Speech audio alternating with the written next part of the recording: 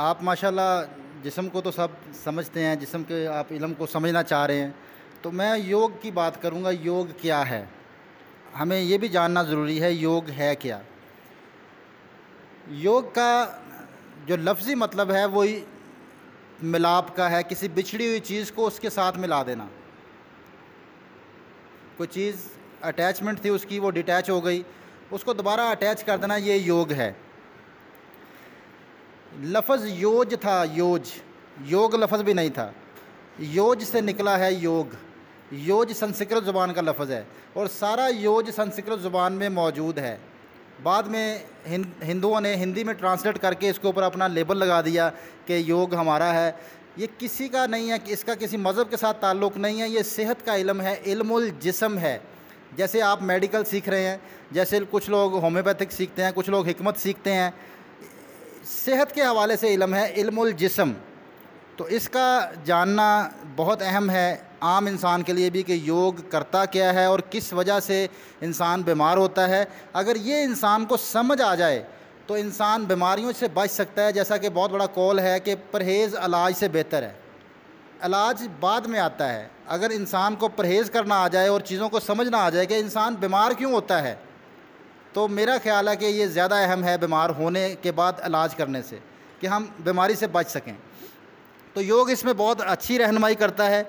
योग बेसिकली आपका mind, body and soul का मिलाप है। जो हमने बात की डिटैचमेंट के बाद उसको अटैच करना। अब इंसान डिटैच कैसे हो गया, मुख्तलिफ़ टेक्नोलॉजी, जैसे अभी भाई मोबाइल में खोए हुए थे, फ़िज़िकली जहाँ मौजूद होना, मेंटली मौजूद ना होना। आप फिज़िकली यहाँ क्लासरूम में हैं, आप मेंटली कहीं और हैं, तो आज जो टीचर आपको सबक पढ़ाएगा आपको कभी याद नहीं होगा, आप उसको समझ नहीं सकते। फिज़िकली आप जहाँ मौजूद हैं, मेंटली वहाँ मौजूद नहीं है, तो आपके ऑर्गन्स भी डिस्टर्ब होते हैं। कैसे? आपके अंदर जितने ऑर्गन्स काम कर रहे हैं वो सारे के सारे आपके ब्रेन के ज़रिए से काम कर रहे हैं। कोई भी ऑर्गन ऐसा नहीं है जिसको आपने कभी ऑर्डर किया और वो फिर काम करता हो। अनकॉन्शियसली आपके ब्रेन के ज़रिए से आपका सिस्टम चलता है, जिसको हम कहते हैं सॉफ्टवेयर। ये आपके ब्रेन में सॉफ्टवेयर हुआ है, जिसकी वजह से आपका सिस्टम सही तरीके से चलता है। और जब हम डिटैच हो जाएंगे, हम हाज़िर नहीं होंगे, जहाँ फिज़िकली मौजूद हैं, मेंटली मौजूद नहीं होंगे, तो उससे जो है वो हमारे वोल्टेज कम हो जाएंगे अंदर की तरफ। ब्रेन की जो अटैचमेंट बॉडी के साथ है उसमें कमी आ गई, वो उसकी अटेंशन कहीं और है, बॉडी से निकला हुआ है, तो ज़ाहिरी बात है फिर आपके ऑर्गन्स डिस्टर्ब होंगे, उनको वो उस क्वालिटी से काम नहीं कर पाएंगे जो सॉफ्टवेयर करवाना चाहेगा। तो इसीलिए बीमारियां बढ़ती जा रही हैं। हमारी तरक्की बीमारियों को तलाश करने में है। तरक्की ये होती कि हम बीमारी से पाक माशरा कर देते, बीमारी ज़ीरो हो जाती। लेकिन तरक्की बदकिस्मती से हमारी रोज़ बरोज़ बीमारियां बढ़ती जा रही हैं, रोज़ बरोज़ बीमारियां बढ़ती जा रही हैं। उसकी एक ही वजह है कि हमारा सॉफ्टवेयर इशू है, हमारी विंडोज़ करप्ट हो चुकी है। विंडोज़ जब करप्ट हो जाती है तो आपका कंप्यूटर बिल्कुल ठीक होता है, लेकिन उससे आप काम नहीं ले सकते, वो ज़ीरो हो जाता है, आपके किसी काम का नहीं है। हार्डवेयर बिल्कुल ठीक है, उसका हर चीज़ ठीक है, सिर्फ विंडोज़ करप्ट होने की वजह से आप उससे 1% भी काम नहीं ले सकते। तो यही इंसानी जिस्म के साथ हो रहा है। आज इंसान, असल जो बीमारी है वो सॉफ्टवेयर बीमारी है। सॉफ्टवेयर का इशू आ गया है कि हम प्रेजेंट मोमेंट में नहीं है। दुनिया के जितने मज़ाहिब हैं, जितने मज़ाहिब, उनकी इबादत का मकसद एक ही है, इंसान को प्रेजेंट करना, इंसान को हाज़िर करना, हालत हाज़रा में लेके आना। तो साबित ये हुआ कि हालत हाज़रा में रहना इंसान की सेहत है, इंसानी जिस्म की ज़रूरत है, इंसानी जिस्म के लिए ज़रूरी अमल है हालत हाज़रा में रहना। जैसे जैसे टेक्नोलॉजी बढ़ती जा रही है, जैसे जैसे टेक्नोलॉजी आगे बढ़ती जा रही है, इमेजिनेशन का सिस्टम बढ़ता जा रहा है। इंसान की आंख जहाँ देखती है उसका दिमाग वहाँ पहुँच जाता है। आप मुख्तलिफ़ किस्म की इमेजिनेशंस करते हैं, मुख्तलिफ़ चीज़ें देखते हैं, तो आप प्रेजेंट मोमेंट से उतना ही निकलना शुरू हो जाते हैं। बैठे आप दोस्तों के साथ होते हैं, बैठे आप भाइयों के साथ होते हैं, बैठे आप बहनों के साथ होते हैं, बेटियों के साथ होते हैं, लेकिन आपका ब्रेन कहीं और चला जाता है, आप पूरे प्रेजेंट नहीं होते। जब आप प्रेजेंट ही नहीं हैं तो आपके ऑर्गन्स कैसे सही काम कर सकते हैं, कैसे आपके अंदर का सिस्टम ठीक चल सकता है। तो ये है योग, बिछड़ी हुई चीज़ को मिलाना, आपने ब्रेन को बॉडी के साथ अटैच करना। इसका फिर एक सवाल पैदा होता है कि अटैचमेंट तो है नर्वस सिस्टम के ज़रिए से पूरी बॉडी में, मोटर नर्व्स, सेंसरी नर्व्स काम कर रहे हैं, मोटर नर्व्स आपके जो है वो जो एक्शन आप करते हैं ये मोटर नर्व्स हैं। सेंसरी नर्व्स जो आपके जो आप सेंस करती बॉडी दिमाग को मैसेज देती है, सेंसरी नर्व्स हैं। तो अटैचमेंट तो है। अब इसकी मिसाल भी एक समझ लीजिए, अटैचमेंट तो आपकी वाईफाई से होगी, वाईफाई डिवाइस यहाँ पड़ी हुई है, आप दूसरे कमरे में चले जाएं, अटैचमेंट तो होगी, लेकिन आपकी नेट की क्वालिटी वो नहीं हो सकती। जो आप वाईफाई डिवाइस के करीब आके बैठ जाएं, आपके नेट की क्वालिटी वो होगी।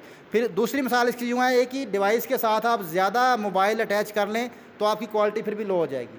अब जितनी थाट्स आपकी ब्रेन में बढ़ना शुरू हो जाएंगी, उतनी ही डिवाइसेस आपने अटैच कर ली अपने वाईफाई के साथ, तो कैसे आपकी अटेंशन आपके अंदर आएगी। तो एक सोच पे आना, एक मरकज़ पे आना जहाँ पे आप फिज़िकली मौजूद हैं, आंखें खोल के देखना। बहुत बड़ी गलती है आंखें बंद करना, बहुत बड़ी गलती आंखें बंद करना। आंखें बंद करके मेडिटेशन कराई जाती है, ये बहुत बड़ी गलती है। आंखें बंद करके मेडिटेशन करने से इंसान का दिमाग और तेज़ चलना शुरू हो जाता है। कभी आपने देखा जो हाइपरटेंशन का पेशेंट होता है वो आंखें बंद रखता है? नोट कीजिएगा आप, आपके एक्सपीरियंस में आएगा। जिनको गुस्सा बहुत आता है या जिनको ब्लड प्रेशर का इशू होता है, उनको आंखें बंद करना अच्छा लगता है, क्योंकि आंखें बंद करके दिमाग तेज़ चलना शुरू हो जाता है, इमेजिनेशन बढ़ जाती है। तो आंखें बंद करने से इंसान की इमेजिनेशन बढ़ती है। इमेजिनेशन बढ़ने की वजह से आप डिटैच होते हैं, बॉडी से डिटैच होते हैं। अगर आप मेडिटेशन करना चाहते हैं, हाज़िर होना चाहते हैं, तो आँख का इस्तेमाल कीजिए। जहाँ पे आप देख रहे हैं आपका दिमाग वहाँ आएगा। हमने देखना छोड़ दिया है, महसूस नहीं करते हम चीज़ों को। हम अपने आप में कितने लोग हैं जिन्होंने अपने रूम को बहुत अच्छे से देखा है? कभी रूटीन में जाके सो जाते हैं, रूटीन में उठ के निकल आते हैं, रूटीन में आप जो है वो घर में जाते हैं, रूटीन में आप कभी हम अपने पेरेंट्स को भी गौर से नहीं देखते। तो कैसे पता चलेगा वो बीमार हैं? कैसे पता चलेगा उनको कोई प्रॉब्लम है? देखना छोड़ दिया हमने। दर्शन जिसको योग ने कहा, दर्शन करना, हमने दर्शन छोड़ दिया है। दर्शन से ही हम हाज़िर हो सकते हैं, हालत हाज़रा में आ सकते हैं। इसीलिए नमाज में आंखें बंद करने को मकरूह कहा गया। और नमाज सबसे बड़ी मेडिटेशन है। अगर आंखें बंद करना मेडिटेशन के लिए इतना अहम होता तो आंखें बंद करवा के नमाज पढ़ाई जाती। तो हालत हाज़रा में आने के लिए आपको आंखों का इस्तेमाल करना होगा। आंखें खोलिए, आंखें खोल के जहाँ पे आप देखेंगे आपका दिमाग वहाँ आ जाएगा, जहाँ देखेंगे। तो आंखें बंद मत कीजिए या इमेजिनेशन मत कीजिए। ज़्यादा मोबाइल का इस्तेमाल करेंगे, आंखें तो खुली हैं लेकिन आप मोबाइल के ज़रिए कहीं और पहुँच रहे हैं। हालत हाज़रा में देखना है। अपने आप को देखिए, आपने क्या पहना है उस कलर को देखिए, आप अपने जिस्म को देखिए। बहुत सारे लोग मेरा नहीं ख्याल कि कभी जिस्म को आपने देखा है, अपनी बॉडी को नहीं देखा कभी आपने। तो अपने अंदर आइए। खुशी आपके अंदर है, सेहत आपके अंदर है, बाहर से तलाश नहीं करना है इसको, सेहत आपके अंदर है। अब आते हैं कि आपका जो फ्यूल है वो क्या है। हाज़िर हो गए हम। योग का पहला असूल है हाज़िर होना। सुख आसन जिसको कहा जाता है, सुख आसन। अब मैं सुख आसन की थोड़ी सी डेफिनेशन बताऊंगा आपको। सुख आसन है क्या? सुख आसन उस पोजीशन का नाम है, कैफियत का नाम है। किसी फिज़िकल पोजीशन का नाम सुख आसन नहीं है। आप ये बैठे हैं, आप इसमें भी सुख आसन लगा सकते हैं। कैसे? जहाँ दुख ना हो वहाँ सुख है। अगर आपके दिमाग में कोई भी दुखी फाइल खुली हुई है और आप दुखों में हैं गिरे हुए, किसी के दुख आपके जहन में हैं, तो आप सुख आसन में नहीं हैं। आप योग जितना मर्ज़ी कर लें आपको कोई फ़ायदा नहीं होगा। जितनी मर्ज़ी आप वर्जिश कर लें कोई फ़ायदा नहीं होगा। पहले तो इसको खाली करना पड़ेगा दूसरों के दुखों से। तो क्योंकि ये बढ़ता भी दुखों से है, खुशियों से नहीं बढ़ता। खुशी आपको थोड़ी देर में भूल जाती है, गम सारी ज़िंदगी याद रहते हैं, दुख सारी ज़िंदगी याद रहते हैं,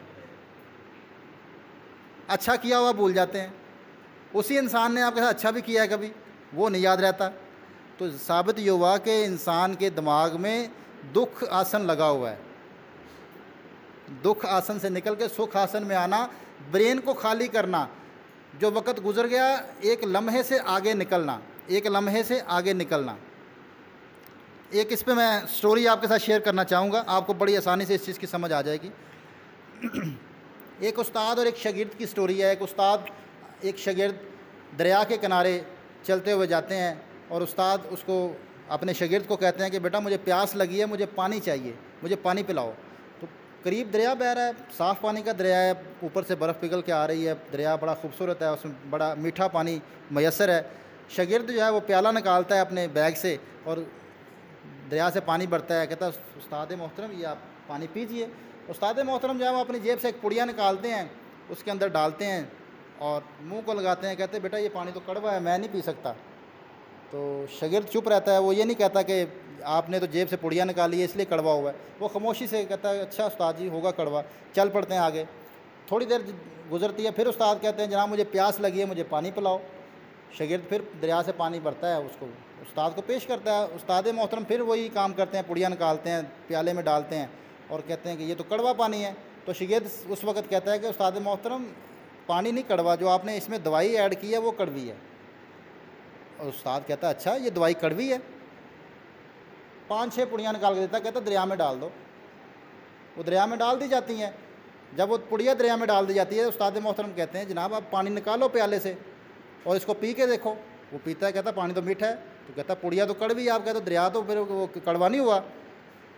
तो उन्होंने ये इसका जो लेसन दिया इसमें से स्टोरी में लेसन जो हमें मिलता है कि इंसान अगर थोड़े लम्हे में अपनी ज़िंदगी को महदूद कर देगा तो कड़वाहट महसूस होगी।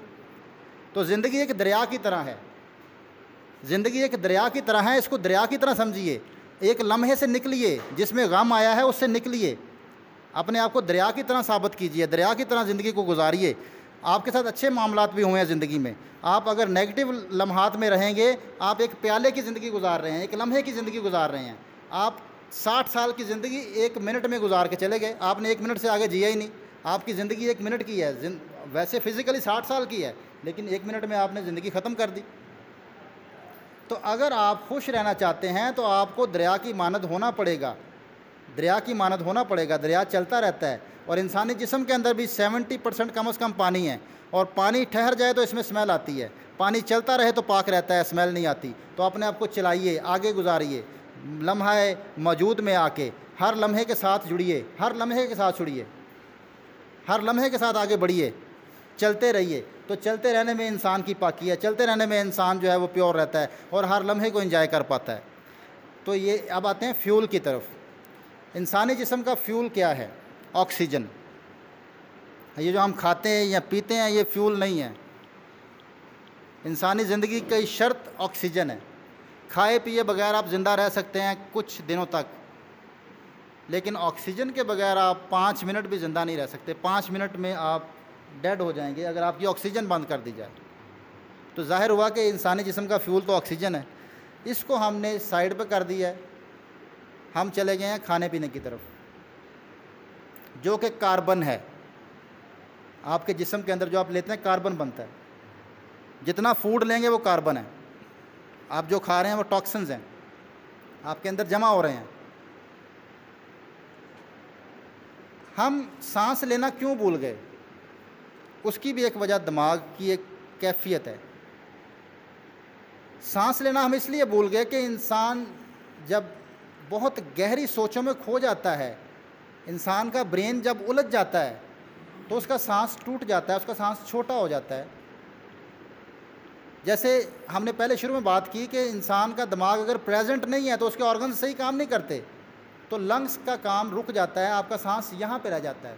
अब वही इंसान जब सोया होता है, गहरी नींद में सोया होता है, उसका दिमाग बंद हो जाता है, सोचें बंद हो जाती हैं। गहरी नींद में जब पहुँचता है तो उस टाइम आप देखिए उसका सांस लंबा हुआ होता है। वही बॉडी सांस लंबा ले रही होती है। दिन भर सांस छोटा होने की वजह दिमागी मसरूफियत, इमेजिनेशन, दिमाग में इतनी फाइल्स खुल जाना कि दिमाग आपका उलझा हुआ है और लंग्स से काम ले नहीं पा रहा। वोल्टेज कम है, लंग्स नहीं चल पा रहे। वोल्टेज कम हो जाए तो एसी बंद हो जाते हैं, फ़ैन स्लो हो जाते हैं, लाइटें कम हो जाती हैं। वही आपके जिस्म के साथ होता है। अब हालत हाजरा में आना कितना अहम हो गया कि आपका फ्यूल ही डिस्टर्ब हो गया, आपका फ्यूल ही नहीं सही चल रहा। दूसरी गलती, अगर हम लंबा सांस लेने का किसी को बोलते भी हैं कि डीप ब्रीदिंग करो, तो वो सबसे पहले जो सांस लेगा वो सीने को फुलाएगा। ये कभी भी डीप ब्रीदिंग नहीं है। आपने नीचे वाले हिस्से को दबा दिया, लंग्स के नीचे वाले हिस्से को दबा दिया, पसलियों के ज़रिए से आपके लंग्स की तह पिस गई। आपकी कभी भी डीप ब्रीदिंग नहीं हुई। आपने आधे लंग्स को यूज़ किया, बाकी आधे लंग्स को खुद ही दबा दिया।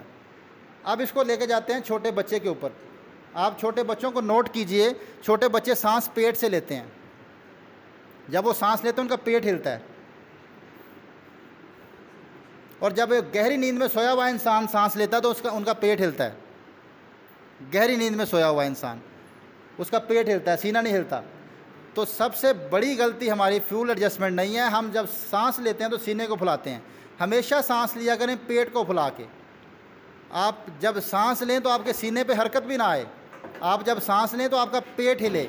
अच्छा, हार्ट बीट तेज़ क्यों होती है? हमारे सांस सीने में शिफ्ट हो गया है। जितना सांस सीने में ले जाएंगे आपके दिल की धड़कन तेज़ हो जाएगी। आप हार्ट बीट को नॉर्मल रखना चाहते हैं तो अपने सीने की हरकत को ख़त्म कर दीजिए, आपकी हार्ट में प्रॉब्लम कभी नहीं आएगी, कभी हार्ट बीट तेज़ नहीं होगी। तो पेट को चलाइए, पेट को चलाइए, सांस को पेट, फ़ौरन आपको सुकून मिलेगा। अभी मेरे साथ करें, आप पेट पे हाथ रख लें, पेट पे हाथ रख लें। जब सांस लें तो आपका पेट हिले, सीना नहीं हिलना चाहिए, पेट फूले। जब सांस लें तो पेट को फुलाएं, सांस निकालें, पेट दबाएं, सीना हिल रहा है। बहुत सारे लोगों का भी सीना हिल रहा है। इससे ज़ाहिर होता है कि आप मेंटली बहुत थॉट्स में रहते हैं, बहुत ज़्यादा आप दूर रहते हैं, करीब नहीं है अपने आप से बिछड़े हुए हैं। तो योग करें, अपने अंदर आइए, अपने आप से जुड़िए। यही ज़िंदगी है, यही सेहत है। और ये इंसान का जो फ्यूल है, अगर ये सेट हो जाए तो इसी के ज़रिए से आपका ब्लड फ्लो अच्छा होगा, इसी के ज़रिए से आपका ब्लड फ्लो ऑर्गन्स की तरफ जाएगा, वही आपकी सेहत है। तो फोकस कर लीजिए हाज़िर होने पे और सांस पे बस। अगर आपको ये समझ में आ गया तो आप बहुत हेल्दी ज़िंदगी गुजार के जाएंगे। बाकी अब मुझे सर ने 5 मिनट्स दिए हैं, सवालात अगर आप कोई एनी क्वेश्चन आप करना चाहें तो कर सकते हैं। Any question?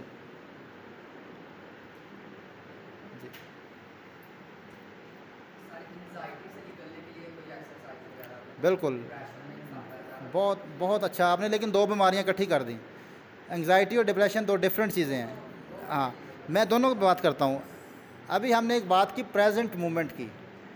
डिप्रेशन पास्ट है, एंग्जाइटी फ्यूचर है। जिसका ब्रेन पास्ट में रहता है, गुजरे हुए कल में रहता है, वो डिप्रेशन का शिकार होता है। और जिसकी फ्यूचर की थॉट्स होती हैं, जो फ्यूचर के लिए परेशान होता है, उसको एंग्जाइटी होती है, बेचैनी आ जाती है जिस्म के अंदर। अब इसकी पहचान करनी है आपने, किसी पेशेंट को देखना है कि इसको डिप्रेशन है या एंग्जाइटी है। जो बिल्कुल स्लो हो जाए, जिसके मोटर नर्व स्लो हो जाएं, आप उसको कोई बात करें तो वो बोले क्या, या काम करे तो बहुत स्लो, और बैठा है तो बिल्कुल रुका हुआ है, पोजीशन स्टिल है, आंखें खुली हैं या बंद हैं, वो एक ही पोजीशन में ज़्यादा वक्त गुजार देता है। ये डिप्रेशन का शिकार है, ये डिप्रेस हुआ है, ये पास्ट की ज़िंदगी गुजार रहा है। और जो बैठे बैठे अपनी मूवमेंट को रोक ही नहीं पा रहा, जिस्म हिलता रहता है। आपने ऐसे लोग देखे होंगे अक्सर, कभी हाथ हिलाते हैं, कभी पाँव हिलाते हैं, खड़े भी हैं तो कभी यूँ करेंगे, कभी ऐसे करेंगे, बातचीत करते हुए कभी ऐसे, कभी डांस करते रहेंगे। ये एंग्जाइटी का शिकार है, इसकी बॉडी में हलचल है, ये फ्यूचर की थॉट्स में रहता है।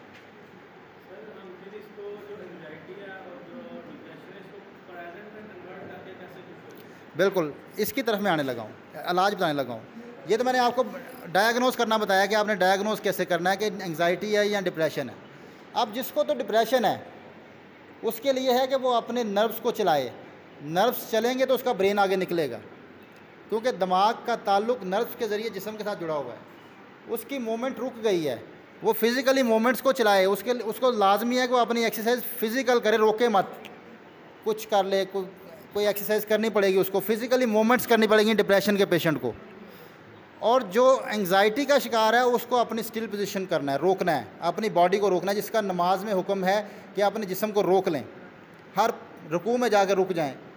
आप क़याम में खड़े हैं तो अपनी छोटी छोटी हरकतों को रोकें। एंग्जाइटी का बेहतरीन इलाज ये है कि छोटी हरकतों को रोकना, अपनी बॉडी पे कंट्रोल लाने की कोशिश करना, जो हिलजुल है इसको रोकने की कोशिश करना। आप इसको यूँ कर सकते हैं कि आप 1 लेग पोज बना लें। अब इसमें आपको कॉन्शियस होना पड़ेगा, इस पोज में आपको कॉन्शियस होना पड़ेगा कि मैं गिर ना जाऊं। तो आपकी थॉट्स रुक जाएंगी, थॉट प्रोसेस, आप प्रेजेंट में आ जाएंगे, आप देखेंगे, इर्द गिर्द देखेंगे, मैं गिर ना जाऊं। तो एंग्जाइटी का इलाज हाज़िर होना है, देखना, और अपनी बॉडी की पोजीशन ये बनाना कि जिसमें आपको कॉन्शियस होना पड़े। अभी आप जैसे बैठे हुए हैं टेक छोड़ दें, अब हिलना नहीं है, छोटी हरकत को ख़त्म करें। कमर में हरकत आ रही है, बॉडी हिल रही है, पाँव हाथ हिल रहे हैं, रोकें, रोकने की कोशिश करें। इतनी देर में कोई सोच आई है आपको? जिस्म की आई है, जिस्म में आप आए हैं। जो थॉट्स एंग्जाइटी, जो फ्यूचर एंग्जाइटी है ना, हाज़र में आप आ गए, अपने जिस्म के साथ अटैच हो गए। तो सबसे आसान मश्क है एंग्जाइटी की कि अपनी बॉडी पे फोकस करके इसकी छोटी हरकत को रोक लें, जो कि बेहतरीन नमाज है। बेहतरीन नमाज अपने जिस्म को रोकना है, एक पोजीशन में आना है, अपनी बॉडी को स्टिल पोजीशन में करना है,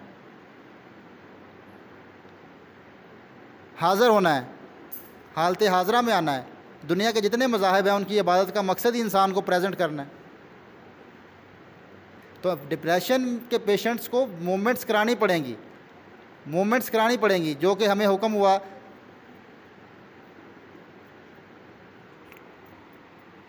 सारी एक्सरसाइज होगी डिप्रेशन की भी, एंग्जाइटी की भी। पहले आपने नमाज़ पढ़ के एंग्जाइटी ख़त्म की और उसके बाद तस्बीह करके डिप्रेशन ख़त्म किया। राइट लेफ़्ट दोनों हाथ इस्तेमाल करने हैं। राइट बॉडी आपकी लेफ़्ट ब्रेन चलाता है, लेफ़्ट बॉडी राइट ब्रेन चलाता है। और हमारे यहाँ बदकिस्मती से हर काम राइट हैंड से किया जाता है, जिसकी वजह से हमारे ज़्यादातर लोगों को फालिज जो है वो लेफ़्ट साइड पे होता है। उसकी वजह यह है कि हमने कभी इसको इस्तेमाल नहीं किया। इन नर्व्स को इस्तेमाल करेंगे तो ये ब्रेन एक्टिव होगा। योग का दूसरा मतलब ये भी है बिछड़े हुए को मिलाना, कि आप जुड़ जाएं अपने अंदर के साथ, आपका राइट और लेफ़्ट ख़त्म हो जाए। अगर आपका राइट और लेफ़्ट में डिफरेंस है तो आप योग नहीं कर रहे। जानबूझकर राइट हैंड से हुक्म है शुरू करने का, नमाज, हर चीज़, खाना पीना दाएं साइड से शुरू करने का हुक्म है। किसी जगह ये नहीं लिखा हुआ कि आप सिर्फ दाएं हाथ को इस्तेमाल करें, बाएं को उतार के फेंक दें, कहीं नहीं ये लिखा हुआ। दाएं हाथ से शुरू करें खाना, और कभी खाना उल्टे हाथ से खा के देखिए, पूरे प्रेजेंट हो गए अब खाएंगे, सोचे नहीं आएंगे। आपको प्रेजेंट होना पड़ेगा लेफ़्ट हैंड से काम करने के लिए। जो लेफ्टी हैं वो लेफ़्ट को छोड़ के राइट पे आ जाएं। दुनिया में इस टाइम एक स्कूल, एक नहीं अब तो बहुत सारे हो गए हैं, जो बच्चों को काम लिखवाते हैं, दाएं से भी लिखवाते हैं, बाएं से भी लिखवाते हैं, ताकि उनका दिमाग दोनों चल सकें और वो सुपर ब्रेन सामने आए। राइट हैंड इसलिए यूज़ करना है कि लेफ़्ट ब्रेन एक्टिव हो, लेफ़्ट हैंड इसलिए इस्तेमाल करना है कि राइट ब्रेन एक्टिव हो। सिंक्रोनाइज़ कराना है इनका आपस में। और कोई क्वेश्चन आप करें? ठीक है जी, बहुत शुक्रिया आप लोगों का, और उम्मीद करता हूँ कि थोड़े से वक्त में कोई बात मैं योग की थोड़ी सी आपको समझा सकूँ। और बहुत शुक्रिया आप लोगों का, सर का ख़ास कर। सर क्लैपिंग जो है, क्लैपिंग ऐसे नहीं करनी चाहिए। क्लैपिंग जो है वो योगा की क्लैपिंग जो है वो ये है कि आपके जो पॉइंट्स हैं आपके हाथों में जो है वो पूरी बॉडी के पॉइंट्स हैं, पूरी बॉडी के हाथों में पॉइंट्स हैं। तो उसके लिए उंगलियां थोड़ी सी खोल लें और पूरे हाथ मिलाएं। अब आपने हल्का हल्का क्लैपिंग करना शुरू करना।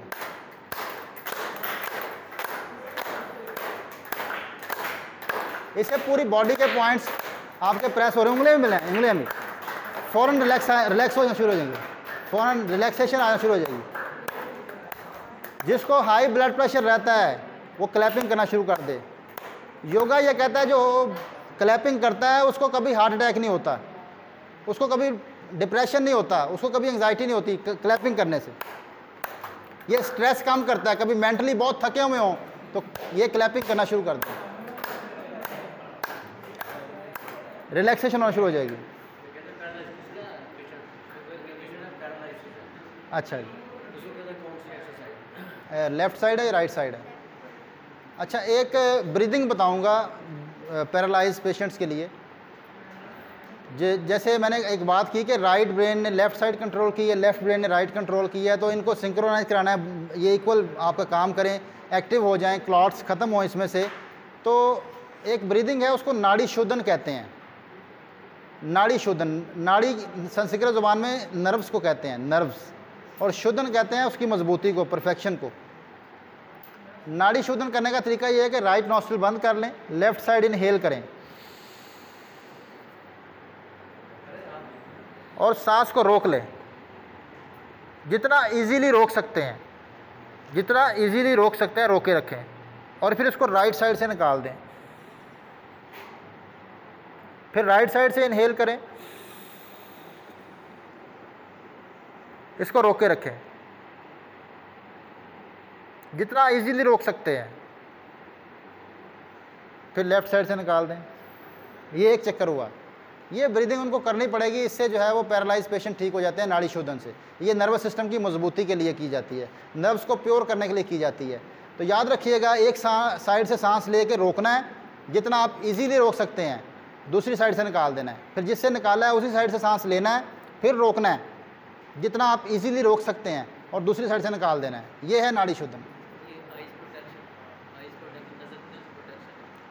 आँखों के लिए आँखों के लिए एक मश्क है जो आपकी आँखें बेहतर रहें। एक तो आप आँखों को थकाया मत करें। रात को बेड पे लेटे हुए मोबाइल इस्तेमाल नहीं करना। सोने से 1 घंटा पहले मोबाइल साइड पे रख देना है। सोने से 1 घंटा पहले मोबाइल आपका साइड पे होना चाहिए, साइलेंट होना चाहिए। आप सोना है, अब आपने सोने की तैयारी कर रहे हैं। आप लेटे हुए जब मोबाइल इस्तेमाल करते करते सो जाते हैं तो आप सोते नहीं हैं, आपकी आंखें थक के बंद हो जाती हैं, नींद नहीं आती आपको, दिमाग चल रहा होता है, आंखें थक जाती हैं। थकने की वजह से आपकी आंखें बंद हो जाती हैं। एक सिस्टम है ब्लिंकिंग का जो नेचुरल है, इसको तोड़ दिया हमने। आंखों की रिलैक्सेशन, जो आंखों के अंदर पानी आता है, मेडिकल ये साबित कर रहा है, मैं योग के ज़रिए तो कह रहा हूँ, लेकिन मेडिकल ने ये बताया कि जो आंखों में जो पानी आता है, जिसको आंसू कहा जाता है, वो ये ब्लिंकिंग करने से आता है। जो लोग ब्लिंक नहीं करते, पानी खुश्क हो जाता है फिर मसनूई आंसू डलवाने पड़ते हैं। तो आप लोग कोशिश करें कि इस नेचुरल फंक्शन को चलाएं। आंखें बंद करें, खोलें, तेज़ तेज़ नहीं, आहिस्ता, तेज़ तेज़ नहीं, आहिस्ता। आप एंग्जाइटी का शिकार हो जाएंगे तेज़ करेंगे, फ्यूचर में चले जाएंगे। बहुत आहिस्ता, इससे अच्छी मशक कोई नहीं है। फ़ौरन आंखें रिलैक्स होना शुरू हो गई, फ़ौरन आंखों में सुकून आना शुरू हो जाएगा। बस इसको चलाया करें। और जिनकी तेज़ चलती हैं वो रोकने की कोशिश करें। वो एंग्जाइटी का शिकार होते हैं, उनकी आंखें तेज़ चलती हैं। आपने अक्सर लोग देखा होंगे तेज़ तेज़ ब्लिंक करते, उनकी सोचें बहुत चल रही होती हैं, इसलिए वो तेज़ तेज़ चल रही होती हैं। तो उनको ज़रूरत है आंखों की ब्लिंकिंग को नॉर्मल पोजीशन में लाने के लिए पहले 1 सेकंड बंद रखें और 1 सेकंड खोलें। उनके लिए रोकना मुश्किल हो जाएगा। तो ये मश्क है आंखों की, और कोई मश्क नहीं है। 1 सेकंड पे शिफ्ट कर लें इसको, 1 सेकंड बंद करें, 1 सेकंड खोलें, आपकी आंखें सुकून में आ जाएंगी, आई साइड बेहतर हो जाएगी इससे। और कोई क्वेश्चन? कद बढ़ाने के लिए बेहतरीन एक्सरसाइज जो है वो है आप पंजों के ऊपर चला करें नंगे पाँव में। ऐसे पॉइंट्स हैं जिससे आपकी हाइट निकलती है। लटकने से कभी हाइट नहीं निकलती, लोग लटकते हैं उससे हाइट रुक जाती है लटकने से हाइट रुक जाती है। इसकी मिसाल मैं दूंगा आपको।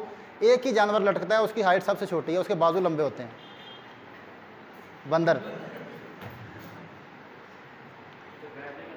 लटकने से हाइट रुक जाती है, अगर लटकने से हाइट बढ़ती तो बंदर सबसे लंबे होते हैं। छोटे छोटे होते हैं, बाजू लंबे लंबे होते हैं।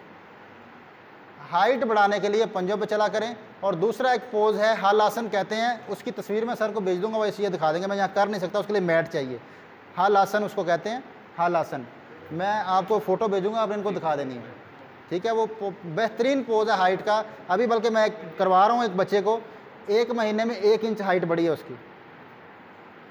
फैसलाबाद में करा रहा हूँ, एक महीने में 1 इंच हाइट बढ़ी है। तो हल आसन वो मैं भेजूँगा इंशाल्लाह सर को। अभी आप सारे खड़े हों, पहले सारे खड़े हों, मैं आपको भी बैठाता हूँ उसे। अब आप के जो घुटने हैं ना, जहाँ से कुर्सी शुरू हुई है उसके साथ टच करें। जहाँ से कुर्सी शुरू हो रही है, जहाँ पे आपने बैठना है ना, घुटने टच करें। घुटने की बैक साइड टच होनी चाहिए, घुटने की बैक साइड कुर्सी के साथ टच करें। कुर्सी के साथ नहीं सर, जहाँ बैठना है आपने, आप बिल्कुल कुर्सी के साथ जोड़ लें उनका घुटने का बैक साइड। अब आप जब बैठें तो आपकी जो टेल बोन है वो कुर्सी जहाँ पे एंड हो रहा है वहाँ टच हो, बिल्कुल सीधे होकर बैठें। ये है असल तरीका बैठने का, इसमें आपको थकावट नहीं होगी, कमर ऑटोमेटिक सीधी हो गई। आपको सीधा करना तो नहीं पड़ा अपने आप को। जब हम चेयर से जितना आगे आते जाएंगे उतना ही कर्व आता जाएगा कमर के अंदर, और आपको थकावट भी होगी, टांगों में नमनेस भी आएगी, पाँव की सर्कुलेशन भी रुक जाएगी, क्योंकि इसका ताल्लुक कमर के साथ है। तो हमेशा बैठिए पूरा पीछे ले जाके अपने आप को, ताकि आप सीधे रह सकें। जी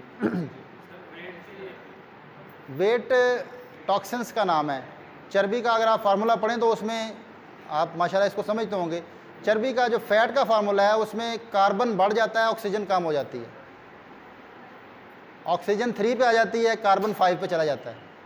ऐसे ही होता है।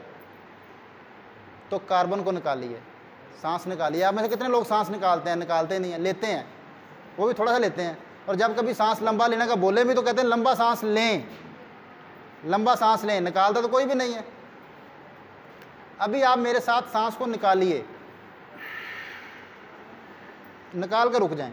लेना नहीं है, लेना नहीं है, खाली करें।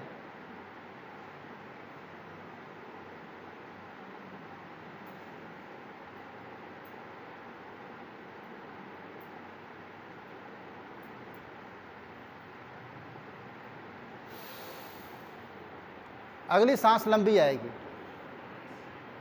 ऑक्सीजन बढ़ जाएगी, कार्बन कम हो जाएगा, फैट खत्म हो जाएगी।